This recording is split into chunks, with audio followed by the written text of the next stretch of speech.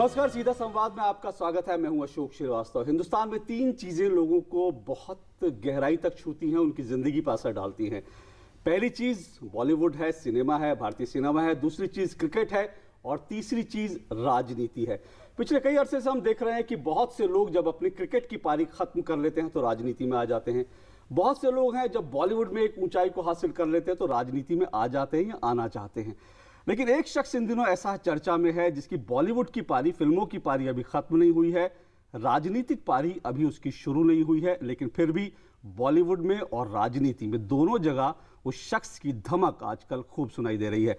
और जब मैंने इतना कह दिया तो फिर परिचय के मोहताज नहीं हैं आप लोग, जान गए होंगे, समझ गए होंगे। हम अनुपम खेर साहब की बात कर रहे हैं, जाने वाले एक्टर और एक्टिविस्ट और पद्मश्री, पद्म अवार्ड मिलने जा रहा है। अनुपम खेर जी हमारे साथ है। बहुत बहुत शुक्रिया अनुपम खेर जी, डीडी न्यूज़ से बात करने के लिए। थैंक यू अशोक जी। अनुपम जी, मैं थोड़ा सा नर्वस भी हूँ आपसे इंटरव्यू करने में, और थोड़ा सा मैं कंफ्यूज भी हूँ। नर्वस इसलिए हूँ क्योंकि आजकल आप लोगों की धुलाई बहुत कर रहे हैं, जगह जगह जहाँ जाते हैं लोगों को धो देते हैं। और थोड़ा सा मैं कंफ्यूज इसलिए हूँ कि मैं समझ नहीं पा रहा शुरुआत किससे करूँ।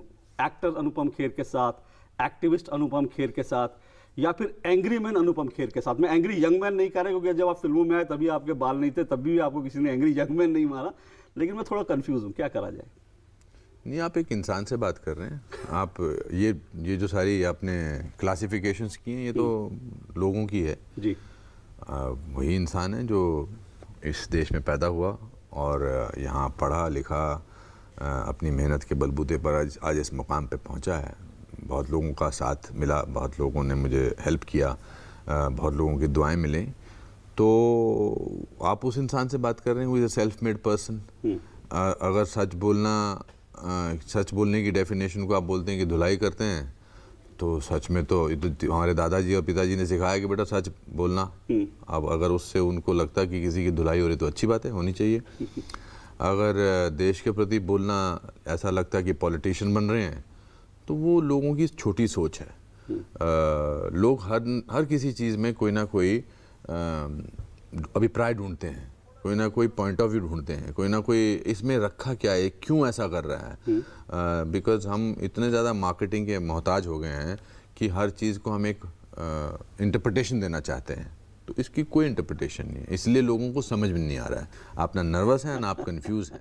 आप शायद लोगों का परसेप्शन मुझसे पूछ रहे हैं कि आप नेता बनना चाहते हैं या एक्टिविस्ट बनना चाहते हैं या एक्टर बनना चाहते हैं। शायद आप बिल्कुल सही कह रहे हैं, क्योंकि लोग आजकल यही देख रहे हैं कि अनुपम खेर जो है वो बॉलीवुड में लगातार बने हुए हैं, हॉलीवुड में जा रहे हैं, वहाँ भी प्रोजेक्ट कर रहे हैं, इतने ज़्यादा एक्टिव हो गए। सांसद बनती हैं किरण जी और एक्टिव हो जाते हैं अनुपम खेर जी। तो लोग ये समझना चाह रहे हैं कि दरअसल अनुपम खेर जी, क्योंकि जाहिर तौर पर आप एक्टिव थे लेकिन फिर भी आपको बड़ा लंबा करियर है फिल्मों का, तो आपको हमने शायद शुरुआत के 10-15 साल इतना एक्टिव नहीं देखा जब आप फिल्मों में आए।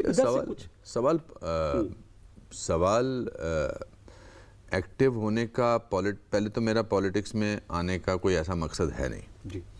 पर अगर देश के बारे में बात करना, आप उसको कहें कि अरे यार ये देश के बारे में बात करता है, इसका मतलब पॉलिटिक्स में आना चाहता है, तो ये सोच ही थोड़ी गलत है।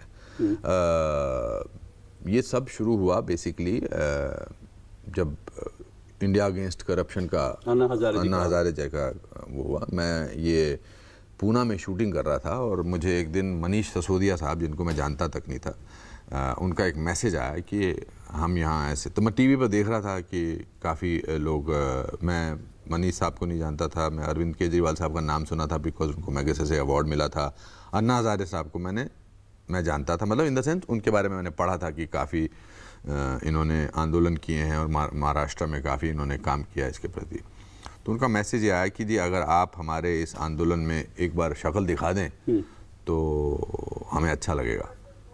सो आई फेल्ट कि, एंड जो मैं देख रहा था मुझे लग रहा था एक नए भारत का इतिहास रचा जा रहा है। तो हम पहुँचे इधर क्या नाम इसका, जंतर मंतर में, और वहाँ पर हमें मंच पे बिठाया गया और ये सब लोग बैठे थे। तो वहाँ पर जो मैंने माहौल देखा, और मैं उससे पहले भी जो मेरे मन में होता है मैं बोल देता हूँ, मैं पोस्टपोन नहीं करता हूँ। मेरे जो आप ज़िंदगी के रिश्ते हैं, मेरे सारे दोस्त जानते हैं कि यार ये बड़ा मुंहफट आदमी है जो मुंह पे बोल देता है, डायरेक्टर हो, प्रोड्यूसर हो, क्योंकि वो मुझे सिखाया गया है, वो मेरी परवरिश वही हुई है, वो मुझे मूल्य जो लाइफ के हैं वो दिए गए हैं जी। अब उनको पॉजिटिव ले लीजिए, उनको नेगेटिव गलत चीज का विरोध करना, उसके खिलाफ आवाज, हाँ, मतलब एटलीस्ट हाँ, बट वो थोड़ा एग्रेसिव लगता है कि गलत चॉइस का विरोध करना। हाँ, कि अगर कुछ लगता है कि गलत, जैसे महेश भट्ट साहब ने मुझे सारांश की शूटिंग से 10 दिन पहले पिक्चर से निकाल दिया था और संजीव कुमार को ले लिया था। तो मैं सामान लेके उनके घर चला गया था मुंबई छोड़ने से पहले, उनको मैंने बोल दिया था कि मैं क्या महसूस, सो मेरा जो बैकग्राउंड वैसा ही है। तो जब मैंने वो देखा तो मुझे लगा कि यार मुझे ये बोलना चाहिए इसके बारे में। तो ट्विटर पे क्या होता है कि ट्विटर पे एक आज़ादी महसूस होती है कि आप अपनी अभिव्यक्ति करते हैं, आप नहीं भी रिएक्ट करना चाहते हैं, आप डिप्लोमेटिक नहीं हो सकते हैं। आपको लगता है कि ये लोग इतना बोल रहे हैं, इसमें मैं भी अपना पॉइंट ऑफ व्यू बोलना चाहता हूँ। सो मैं काफ़ी जुड़ा रहा उस आंदोलन के साथ, उस बातचीत। फिर मुझे जब लगा कि ये पॉलिटिकल एक फॉर्म ले रहा है तो मैं उसमें से निकल गया। फिर जब आज से 8 महीने पहले सडनली लोग अपना अवार्ड वापस करने लगे और असहिष्णुता की बात करने लगे, इंटॉलरेंस की बात करने लगे, तो मेरे दिमाग में सीधा एक सवाल आया कि क्या इंटॉलरेंस पिछले 1 साल से या 8 महीने से हो रही है? अनुपम जी, 1 मिनट आपको रोका। इंटॉलरेंस वाले उस पर मैं आऊँगा, लेकिन उससे पहले का एक बीच का जो हमने कड़ी छोड़ दी, मैं उस पर आना चाहता हूँ। क्योंकि जैसे आपने कहा कि जाहिर तौर पर अन्ना हजारे का आंदोलन शुरू हुआ, लोग उस समय बहुत हताश थे। देश में लोगों को लग रहा था कि करप्शन इतना बढ़ता जा रहा है, 0,0,0,0 बढ़ते जा रहे हैं, कुछ हो नहीं रहा। उसी बीच उसके बाद नरेंद्र मोदी जी का आगमन होता है। पहले तो ये इंडिया अगेंस्ट करप्शन मूवमेंट चलता है, उस बीच नरेंद्र मोदी जी का आगमन होता है। ये 2 चीज़ें हिंदुस्तानियों को एक उम्मीद जगाती हैं, बिल्कुल, कि भाई कुछ है, कुछ करना चाहिए, तो लोग जाहिर तौर से एक्टिव होते हैं।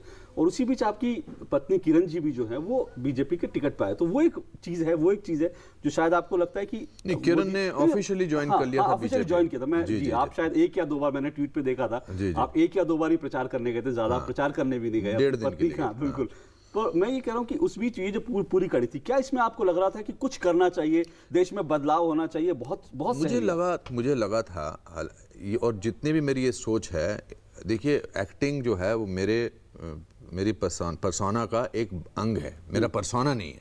तो एक्टर से नाम जुड़ जाने का कोई मतलब नहीं है। You react to a situation as a person. तो जब करप्शन करोड़ों की तादाद में जा रहा था, मतलब 3G और फिर CWG कॉमनवेल्थ गेम का, और इसके बारे अलावा कोई बात ही नहीं हो रही थी, तो जाहिर सी बात थी कि इस बारे में, उसके ऑपोजिट में एक there was a 3 times elected chief minister who was talking about India, was talking about देखिए, एक तो होता है जो वोट होता है कि सेकंड टर्म नहीं देते इनको, क्योंकि अब ये फर्स्ट टर्म जीत गए हैं तो सेकंड टर्म नहीं देते हैं, मगर there was a revolution, that's why 282 seats came। और किरण ने कम से कम कोई 3 साल पहले ऑफिशियली, जब किरण न्यूज़ देखती थी तो वो ऐसा कहती थी हमेशा टीवी, ये मुझे भी बीजेपी वाले थोड़े बहुत फ्रैंक लगते हैं, मुंहफट लगते हैं, बट बोलते सही हैं। तो मैं ज्वाइन करना चाहती हूँ, तो मैंने कहा आपको कौन रोक सकता है। तो then she went and joined officially in a function with Arun Jaitley ji. मैं उस फंक्शन में भी नहीं गया था, not because I didn't want to go, but ये उनका ना था, क्योंकि वो टीवी पर जब भी डिबेट बहुत जोश में रहने लगी किरण जी की, नहीं ऐसा बोलना चाहिए, ऐसा क्यों कैसा कह रहा है, मतलब इट बिकेम ऑब्सेसिव। और जिस दिन इलेक्शन होने वाले थे, जिस दिन पार्लियामेंट्री बोर्ड की बीजेपी की मीटिंग थी, उस दिन कोई 1 बजे करीब किरण जी को अरुण जेटली जी का फ़ोन आया कि आप, अगर हम आपको चंडीगढ़ से लड़ाएं तो आप रेडी हैं? तो उसने कहा मैं तो वैसा तो नहीं, मैं आपको 2-3 घंटे में फ़ोन करती हूँ। फिर 2-3 घंटे बाद उन्होंने मुझसे बात की। मैंने कहा अगर आप इतनी ज़्यादा सक्रिय हैं तो आपको फिर लोकसभा में इलेक्शन लड़ना चाहिए, जो भी उसका हाल। दोनों की सहमति थी मतलब? हाँ, ऑफ कोर्स, मतलब हम एक दूसरे को पूरी आज़ादी जिस तरह की चाहिए होती देते हैं। और फिर बात ख़त्म, उन्होंने बोल दिया, और हम रात को टीवी देख रहे थे, और टीवी पे सडनली किसी का फ़ोन नहीं आया कि आप लड़ रही हैं या आपका नाम हो गया है या कंफर्म हो गया। टीवी पर सडनली वो टिकर चलने लगा, किरण खेर चंडीगढ़ से। तो मैंने कहा तुम तो लड़ रही हो, and that's how she went and she. फिर मुझे उससे पहले बताना चाहता हूँ कि हर इलेक्शन में किसी ना किसी पार्टी से मुझे टिकट मिलने की ऑफर आया है, प्रचार करने का हमेशा ऑफर आया है। पैसे भी देते हैं प्रचार करने के लिए, आपको पता है काफ़ी लोग पैसे लेते हैं और प्रचार करते हैं, मगर मैंने कोई प्रचार नहीं किया किसी का, ना ही किसी से टिकट लिया, क्योंकि मुझे लगता है कि मैं एज एन इंडिविजुअल जो बोलना चाहता हूँ, मुझे बोलने का हक है, इस देश ने मुझे दिया है। तो सिर्फ किरण जी के लिए मैं इलेक्शन का कैंपेन करने गया था, वो भी 1.5 दिन के लिए। बिल्कुल। पहले दिन हमको अंडे वंडे पड़े थे हमारी गाड़ी पर और काले झंडे दिखाए थे लोगों ने, मगर वो 70,000 के मार्जिन से जीती। और मैं कहना चाहूँगा बड़े ही अभिमान से कि जिस शिद्दत से किरण जी मेंबर पार्लियामेंट का रोल निभा रही हैं अपनी ज़िंदगी में, वो वाकई सराहनीय है। चंडीगढ़ में, वो चंडीगढ़ में होती हैं, वो चंडीगढ़ में ही रहती हैं या पार्लियामेंट में। उनका पार्लियामेंट में आई थिंक अटेंडेंस का ही कम से कम रिकॉर्ड उनका कुछ 89% या 90% है। जी जी जी। सो मेरा उससे कुछ लेना देना नहीं है कि किरण जी बीजेपी की हैं इसलिए आप वो या ऐसा नहीं है। मोदी जी। हाँ, of course I always say that कि whenever I hear mister Modi speaking, जब भी मैं उनके भाषण को सुनता हूँ, पहली 2 चीज़ों का मुझे एहसास होता है कि इनको हिंदुस्तान के बारे में कितना ज्ञान है और हिंदुस्तान के हर पहलू के बारे में कितना ज्ञान है, चाहे वो सांस्कृतिक पहलू हो, चाहे वो धार्मिक पहलू हो, चाहे वो इवन अभी वो सूफी फेस्टिवल में बोले थे, तो क्या बोले वो सूफी फेस्टिवल में, और फिर वो विदेश में जाके बोले हमारे बारे में और हम देश के बारे में। तो एक मन में एक आदर भाव जागा बहुत दिनों बाद किसी एक लीडर के लिए। मैं इस पे आऊँगा क्योंकि आपने जो अभी जो मुद्दे उठाए उसमें एक बहुत इंपॉर्टेंट था, जो इंटॉलरेंस की बात हुई और जो आप जो मोदी जी के बारे में बात कर रहे हैं वो सब बात करूँगा। लेकिन एक छोटा सा ब्रेक लेते हैं, अनुपम खेर जी के साथ एक सीधा संवाद इस ब्रेक के बाद जारी रहेगा। बहुत बहुत बधाई हो, आपने अपने बच्चों को पोलियो से बचा लिया। लेकिन जब तक दुनिया में पोलियो का एक भी केस है, पोलियो का खतरा बना हुआ है। इसीलिए अब सरकार देश में पोलियो इंजेक्शन की शुरुआत कर रही है ताकि आपके बच्चे को मिले डबल सुरक्षा। अब अपने 1 साल से छोटे बच्चे को टीकाकरण सत्र में पोलियो की 3री खुराक के साथ जरूर दिलवाएं पोलियो का इंजेक्शन। क्यों राधा, इससे क्या होगा पता है ना? हाँ दीदी, पोलियो से डबल सुरक्षा हमेशा के लिए। याद रहे, पोलियो की 3री खुराक के साथ जरूर दिलवाएं पोलियो का इंजेक्शन।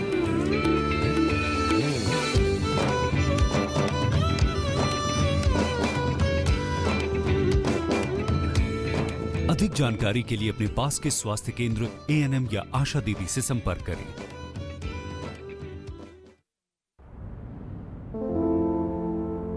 मैं अमिताभ बच्चन आज आपके सामने वो कहने जा रहा हूं जो मैंने पहले कभी नहीं कहा। मैं एक रोगी, हेपेटाइटिस बी का रोगी। 1982 में कुली फिल्म की शूटिंग के दौरान मेरे साथ एक दुर्घटना हुई। ऑपरेशन करवाना पड़ा और मेरे शरीर में 60 बोतल खून चढ़ाया गया। खून का कोई एक सैंपल हेपेटाइटिस बी इन्फेक्टेड था जो मेरे लिवर तक पहुंच गया। कई सालों बाद आम जांच के दौरान जब इसका पता चला तो मुझे यह भी पता चला कि मेरा 1/4 लिवर ही बचा हुआ है। लेकिन सही इलाज के बाद आज मैं आपके सामने खड़ा हूं और काम कर रहा हूं। हेपेटाइटिस बी से बचने का पहला उपाय है शिशु के जन्म पर पहला टीका लगवाएं और पहले साल में 3 और नियमित टीके लगवाएं। ये आपका पहला कदम होना चाहिए। मुफ्त टीकाकरण के लिए अपने पास के स्वास्थ्य केंद्र जाएं और पूरी जानकारी लें। देखिए, ये जो हेपेटाइटिस बी है, इससे हम डरेंगे नहीं, लड़ेंगे।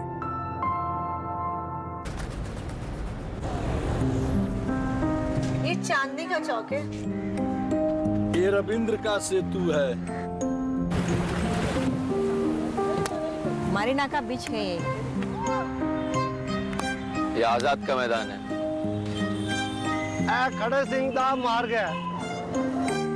चित्तरंजन का एवेन्यू है ये। अन्ना का नगर यही है। गंगा की है ये नदी। ये लक्ष्मी की कॉलोनी है। बंकिम का स्ट्रीट है ये। नरीमन का पॉइंट है ये। और मैं तुम्हें इसे गंदा नहीं करने दूंगा। यहाँ कचरा नहीं फेंकने दूंगी। पान नहीं थूकने दूंगा। केले का छिलका नहीं फेंकने दूंगी। अगर एक बार 125 करोड़ देशवासी तय कर ले कि मैं गंदगी नहीं करूंगा, तो दुनिया की कोई ताकत नहीं है जो हिंदुस्तान को गंदा कर सके। स्वच्छ भारत, एक कदम स्वच्छता की ओर। सीधा संवाद में आपका एक बार फिर स्वागत है। हम जाने माने फिल्म स्टार, फिल्म कलाकार और लाखों लोग जिनके फॉलोअर हैं पूरे देश में, न सिर्फ फिल्म के लिए बल्कि उनकी राजनीतिक सक्रियता के लिए भी, उन्हीं अनुपम खेर साहब से बात कर रहे हैं। अनुपम खेर साहब, आपने कई सारी बातें कही सहिष्णुता की, पीएम की, मैं उन सब पर आऊँगा, लेकिन उससे पहले आपको लगता है कि आपने दरअसल जैसे आप राजनीतिक रूप से सक्रिय हो, आपने बहुत बड़ा खतरा मोल ले लिया। मैं इसलिए कह रहा हूँ क्योंकि अनुपम खेर एक ऐसे शख्स रहे, एक ऐसे फिल्म स्टार रहे, एक ऐसे कलाकार रहे जिनको सबका प्यार मिला। जब आप कॉमेडी में आए तब, जब आप विलेन बने तब लोगों ने भरपूर प्यार दिया, आपके ऊपर कभी किसी ने उंगली नहीं उठाई। लेकिन जब से आप राजनीतिक रूप से सक्रिय हुए, लोग, ऐसे लोग जिनकी कोई क्रेडेंशियल नहीं है, जिनकी कोई विश्वसनीयता नहीं है, वो भी आदमी खड़ा होकर अनुपम खेर के खिलाफ दो शब्द बोल देते। तो आपको नहीं लगता लोगों का प्यार इस तरह से आपने खोया या फिर आप सीधा खतरा मोल ले लिया? मेरे फादर जो थे वो क्लर्क थे फॉरेस्ट डिपार्टमेंट में, मगर एक ऐसे माहौल में पैदा हुआ जहां अपने मन की बात बोलने की जो स्वतंत्रता थी वो सबको दी जाती थी। और मेरे दादाजी, एक बहुत अच्छी 2-3 कहावतें उनकी बहुत मशहूर थी, जो धीरे धीरे जैसे मैं उम्र बढ़ती गई वैसे वैसे समझने लगा। उन्होंने कहा था कि भीगा हुआ आदमी बारिश से नहीं डरता। मैं 37 रुपया लेकर बॉम्बे पहुंचा था सर। अब 3 साल मैंने बहुत भटका, मैं काम नहीं मिला, मतलब सड़कों पे रहा, छोटे चौल मेरा, किसी पर एहसान नहीं किया, मगर मैं अपने बलबूते पे जो भी बना, सारांश में मिला रोल, फिर निकाल दिया गया, फिर वो है, ये सब फलाना दिमकाना। तो 31 साल की जर्नी में जो लोग मुझे पसंद करते हैं वो मुझे हमेशा करते रहेंगे। जो लोगों ने डिसाइड कर लिया कि अब इसको पसंद नहीं करना है, उनको मैं पसंद करवा नहीं सकता अपने आप को। आप साधु बन जाएं, संत बन जाएं, आप सबके तलवे चाटने शुरू कर दें, तब भी 5 लोग कहेंगे कि क्या। वो मेरे दादाजी कहानी सुना करते थे ना, वो गधे की और बाप और बेटे की, कि पहले बाप बैठा और फिर किसी लोगों ने कहा तो ऐसा है। तो पहली बात, मैं उस बात से डरता नहीं हूँ। जहाँ तक उंगली, हाँ, मेरे अभी बहुत सारे लोग जो हैं मेरे चाहने वाले नहीं हैं। बहुत सारे लोग ट्विटर पे खास कर पे कि बहुत सारे लोग गालियाँ देते हैं, बिकॉज एज लॉन्ग एज मुझे नहीं लगता कि मैं अपने आप से झूठ बोल रहा हूँ। जिस दिन मैं लोगों की चाहत के लिए अपने आप को बुरा महसूस करने लगूँ, इट्स नॉट वर्थ इट। और जितना ज़्यादा, वो है ना एक अंग्रेजी की कहावत कि I built my castles by the stones thrown at me, जी, कि मेरे ऊपर जो पत्थर फेंकते हैं, मैं उन पत्थरों से तो मैं अपना महल बना रहा हूँ। और जितना ज़्यादा सच बोलो उतना ज़्यादा अपनी ताकत का एहसास होता है। नहीं अनुपम जी, ये इसलिए इम्पोर्टेंट बहुत है क्योंकि देखिए, आपको 2004 में पद्मश्री मिला, किसी ने आप पर उंगली नहीं उठाई, किसी ने नहीं कहा, सबने कहा आप डिजर्व करते हो। और पूरा देश मानता है कि एक्टिंग के मामले में अगर आपको नहीं मिलेगा तो किसको मिलेगा। अब जब 2014 में आपको, 2016 में आपको जब पद्म भूषण की घोषणा होती है, तब लोग आपके ऊपर सवाल उठाते हैं, आपको ट्विटर पर ट्रोल किया जाता है, फिर बीच में आपका एक ट्वीट निकाल लिया जाता है कि भैया आपने 2010 में ऐसा कहा था पद्म अवार्ड के लिए। तो मैं वही कह रहा हूँ कि ऐसे अगर आप पद्म पुरस्कारों की बात करेंगे तो शायद ऐसे एक्टर एक्ट्रेस को मिला है जो जिनको एक्टिंग का भी शायद ABCD भी नहीं सीखा, उनका कोई बैकग्राउंड था, मिला। पर अनुपम खेर के ऊपर उंगली उठ जाती है, तो फिर आपको लगता नहीं कि आप अननेसेसरी इस ट्रबल में घुस गए? सर, कभी कभी लाइफ में एक कुकून से निकलकर बात करना बहुत ज़रूरी है। पर दूसरी बात, ये कितने लोग हैं, 100 लोग होंगे, 200 लोग होंगे, जो बेचारों की ज़िंदगी इसी बात में प्रूव करने को लग गई होगी कि मुझे पद्म भूषण कैसे नहीं मिला। तो कैन यू इमेजिन कितने दयनीय स्थिति में हैं वो लोग। तो इसलिए अगर या तो मुझे डांसर के लिए मिलता तो मैं सोचता यार तो मुझे डांसर के लिए मिल गया, या पेंटिंग के लिए मिलता, मैं तो पेंटर हूँ ही नहीं, मुझे एक्टिंग के लिए मिला है, मुझे पता है मैं क्या जानता हूँ, मैं क्या करता हूँ और मुझे क्या मेरा तो इसलिए वो प्रूव करने की तो मैं कोशिश भी नहीं करूँगा कि साहब मुझे ये लोग क्या बोल रहे हैं। जहाँ तक 2010 के ट्वीट की बात थी, उस दिन, उस साल किसी एक ऐसी शख्सियत को मिला था पद्म भूषण जो हिंदुस्तान से बाहर रहते हैं, जिनके ऊपर बहुत सारे केसेस थे, फ्रॉड के केसेस थे, हिंदुस्तान में उनको आने की अनुमति नहीं थी, तो वो उसका रिएक्शन था। अभी तो हर एक का कोई ट्वीट निकाल के कोई भी कुछ भी कर सकते हैं। अपने आप से जब तक मैं झूठ नहीं बोलता तब तक मुझे किसी को कन्विंस करने की जरूरत नहीं है। जब आपको ट्रोल लोग करते हैं ट्विटर पे तो आप उसकी परवाह नहीं करते? मैंने मेरे कोई 67 लाख फॉलोअर्स हैं। मैंने पिछले 6 साल में सिर्फ 2 लोगों को ब्लॉक किया है। हाँ, तकलीफ होती है पढ़ के कि जो लोग कोई भी, फिर मैं उनका देखता हूँ, या तो उनका अंडा बना होता है उनकी शक्ल की जगह, या उनके फॉलोवर एक होते हैं, या मुझे लगता है कि ये लोग बैठे हैं, अब इनका प्रोफेशनल काम ट्रोलिंग का हो गया है। तो उनसे क्या डरना? वही बात है ना कि भीगा हुआ आदमी बारिश से नहीं डरता। कल जब तमगा लगेगा पद्म भूषण का और जब मेरा माथा चमकेगा तो मुझे पता होगा राष्ट्रपति जी से आंख मिलाते हुए कि सही हुआ है। लेकिन ये बताइए कि ऐसा लगता है कि जैसे मैंने कहा, चाहे इंटॉलरेंस की बात हो या अवार्ड वापसी की बात हो या जेएनयू का मसला हो, शशि थरूर के साथ आपके ट्वीट पे हुआ, कई बार ऐसा लगता है कि इस केंद्र सरकार को या फिर मोदी जी के ऊपर जो भी अटैक करता है आप तुरंत एक्टिव हो जाते हो और आप एकदम, आपने जज साहब को भी भरी सभा में जो है जिस तरह से करी सुना दी, लोग हैरान थे कि मतलब अनुपम खेर को इतना गुस्सा क्यों आता है? अनुपम खेर को क्या हो गया? हाँ, क्या हो गया? पागल हो गया? नहीं, ऐसा कुछ नहीं है। I think we are in a world, हम एक ऐसे मंच पर हैं इस समय जहां पर हर एक को कुछ ना कुछ कहने की एक प्लेटफॉर्म मिला हुआ है और it's very important to speak up.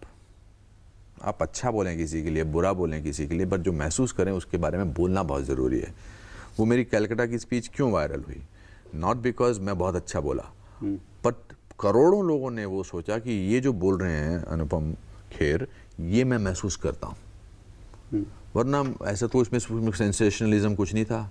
जहाँ तक जस्टिस गांगुली को बोलने की बात थी, मुझे महसूस हुआ कि भाई एक इतने बड़े सुप्रीम कोर्ट के एक्स जज रह चुके हैं, वो जो बात कह रहे हैं उससे प्रभावित लोग होकर ये गलत एटमॉस्फेयर जा रहा है कि जी फलाने आदमी को फांसी नहीं होनी चाहिए थी वगैरह वगैरह।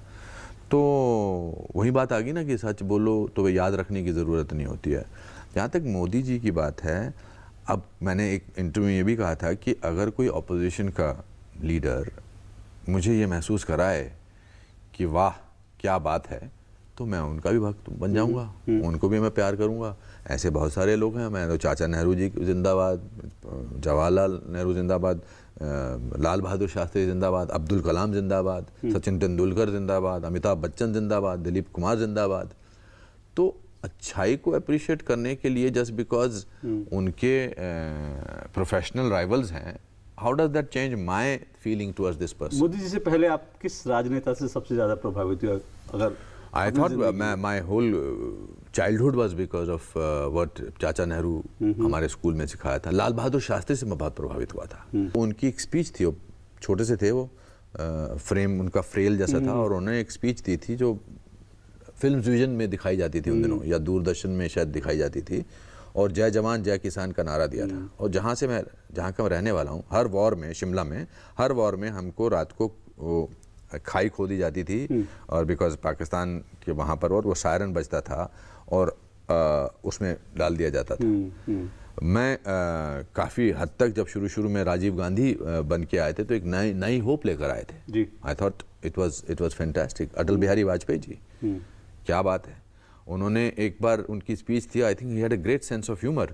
जब कांग्रेस में डिवीज़न हुआ, कांग्रेस आई और कांग्रेस यू बनी जी, तो उन्होंने बड़ा अच्छा एक भाषण दिया था, मुझे अभी भी याद है। और मतलब उसमें सिर्फ कटाक्ष नहीं था, उसमें एक सेंस ऑफ ह्यूमर भी था कि भाई कांग्रेस आए यानी कांग्रेस मैं, कांग्रेस यू यानी कांग्रेस तू, तो इनमें तू मैं होती रहेगी, इसलिए ऐसा कुछ उन्होंने बोला था। तो I think we have had great leaders, we have had phenomenal leaders.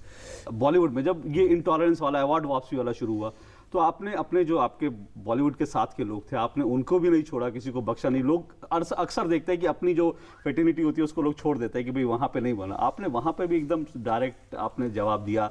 तो क्या इसमें कोई दो राय नहीं, बॉलीवुड में डबल स्टैंडर्ड होते रहे हैं? आपको लगता है कि ये डबल स्टैंडर्ड के कारण आपको? नहीं ऐसा नहीं, इनफैक्ट बिल्कुल भी नहीं। जैसे क्या होता है कि कुछ चीज़ें समझने के लिए एक खास उम्र से गुजरना भी ज़रूरी होता है, एक खास मेच्योरिटी से भी गुजरना ज़रूरी होता है। कुछ चीज़ें समझने में, because I am not politically inclined, so I do not understand lots of things. हुआ ये कि जब 2014 के इलेक्शन होने वाले थे, तो पहली बार हिंदी फिल्म इंडस्ट्री में एक कैंपेन निकाला गया, कुछ लोगों ने निकाला, 70 लोगों ने उस पर साइन भी किए थे कि नरेंद्र मोदी जी देश के प्रधानमंत्री नहीं बनने चाहिए। वो पहला डिवाइड मैंने अपनी लाइफ में देखा था, और मुझे वो अजीब लगा कि उससे पहले 29 साल मैंने काम किया था। फिल्म इंडस्ट्री बहुत ही सेक्युलर है, कोई पता नहीं लगता कि इसमें ये कैमरामैन पीछे ये कौन सी जाति का है, कौन से धर्म का है, और स्पॉट बॉय कौन सा है, बूम गाय कौन सा है। तो वो पहली बार हुआ था। फिर आप सेलेक्टिव नहीं हो सकते कि यार मैं इसके बारे में बात करूंगा, इसके बारे में बात नहीं करूंगा। सेलेक्टिव हैं कुछ लोग, आपको लगता है? नहीं, मैं नहीं हूँ, बाकी जो हैं वो लोग तो हैं। और जहाँ तक खुल के बोलने की बात है, I think it's time that people should talk what they think. How does it matter? भगवान हमारे शरीर को और हमारे मानसिक शक्ति को बरकरार रखे। मैं उन 90 साल की उम्र तक काम कर सकता हूँ। और बात डर का होता है, डर होता है कि अगर मैंने बात बोल दी तो मुझे दो चीज़ें नहीं होंगी, काम नहीं मिलेगा कि जो लोग जो लोग कह रहे हैं कि यार ये हमारे खिलाफ बात कर रहा है या हमारे को सूट करती बात नहीं करेगा। तो मैंने 500 फिल्में कर ली हैं, कोई किसी का ना मैं भतीजा था ना मैं किसी का चाचा था। तो आगे भी कुछ 100 फिल्में और कर लूंगा, कोई ना कोई तो काम देगा ही ना। बिल्कुल, वो तो मिलेगा। लेकिन मीडिया को लेकर भी आप काफी पिछले कई समय से थोड़ा सा आपको लग रहा है कि दुख है या सिलेक्टिव है मीडिया, सेलेक्टिव, क्योंकि आपने सिर्फ इंडियन नहीं बल्कि आपने विदेशी मीडिया पे भी एक आरोप लगा दिया कि वो पूर्वाग्रह से ग्रसित है। इंडियन मीडिया को लेकर भी गलत हीरो को प्रोजेक्ट किया जा रहा है, इंडियन मीडिया ऐसा कर रही है। ये आपको लगता है, क्यों ऐसा आपको लगा? सच है ये, कब से लगा? सच है। देखिए, इसका जीता जागता उदाहरण है अभी हाल में ही अभी जिस डेंटिस्ट को मारा गया, अभी डॉक्टर नारंग कि खतरनाक तरीके से उसके बच्चे के सामने, उसकी बीवी के सामने उसको कुछ लोगों ने आकर पीटा, तो कुछ चंद गिने चुने पत्रकारों ने पहला ही ट्वीट ये डाल दिया, ये रोड रेज है। भाई, पहली बात तो आप क्यों इसको डिसाइड कर रहे हैं? अगर ये रोड रेज है तो जो पहले कुछ कांड हुए वो पब्लिक आउटरेज क्यों नहीं था? आप मत डिसाइड करिए ना।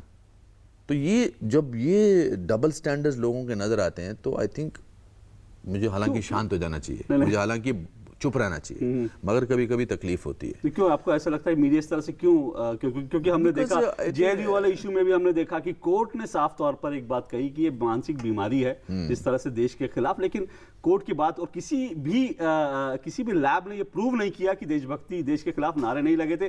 फिर भी मीडिया का एक लगातार बड़ा वर्ग ये कहता रहा ये डॉक्टर टेप है, गलत प्रचार होता है। ऐसा क्यों मीडिया कर रहा है? आपको ऐसा क्यों लगता है? बिकॉज लॉयल्टीज हैं, कुछ लोगों के प्रति लॉयल्टीज हैं, कुछ लोगों ने ऑब्वियसली उनके लिए ऊपर बहुत सारे फेवर किए होंगे।